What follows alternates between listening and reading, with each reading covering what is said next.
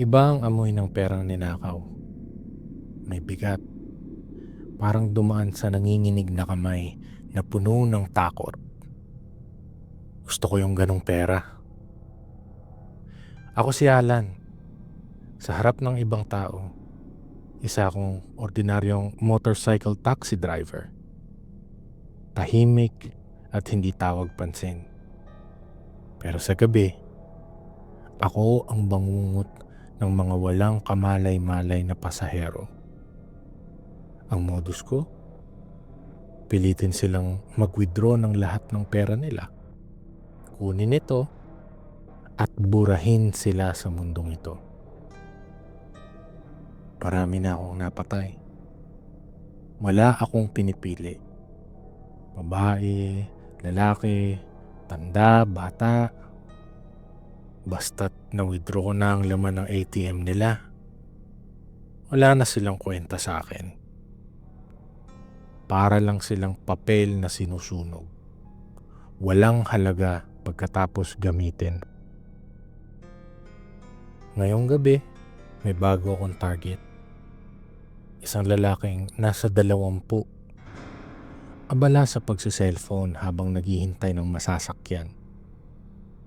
Di niya alam kung gaano siya kaswerte. O kamalas. Huminto ako sa harapan niya. "Boss, sakay?" sabi ko. Wala akong pakialam sa booking na yan.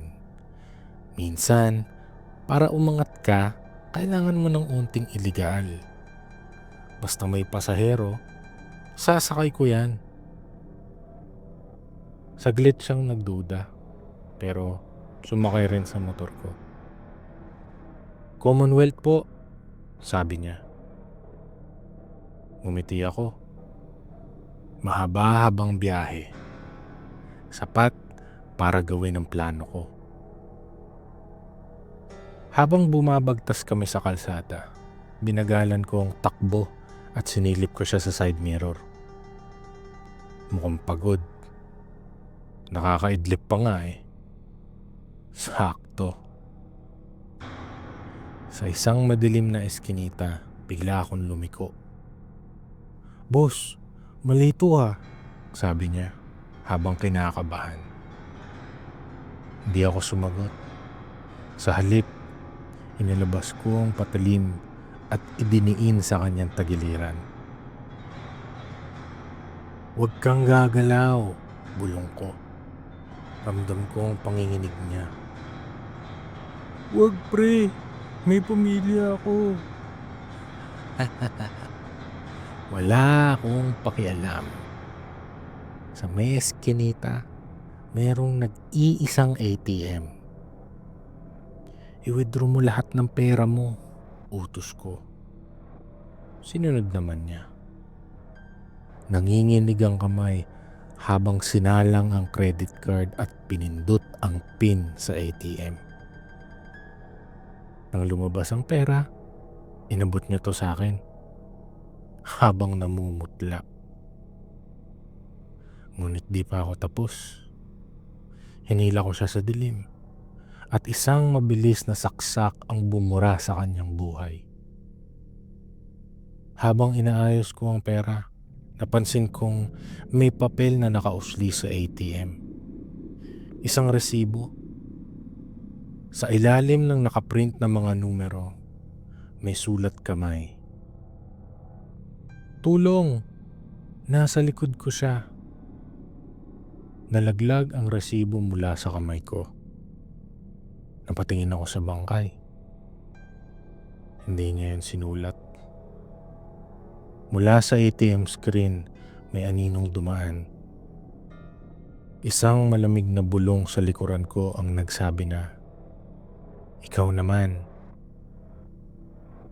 Humarurot ako paalis. Pero alam kong hindi na ako ligtas. Bumalik ako sa bahay ko, sa isang liblib na barangay sa Caloocan. Maliit lang ang inuupahan kong silid, pero sapat na para sa isang tulad kong hindi gustong mapansin. Pinatay ko ang makina ng motor at pumasok. Inilabas ko ang nakuha kong pera mula sa lalaking yon at inilapag sa mesa. Dapat masaya ako eh. Dapat nagse-celebrate ako ngayon.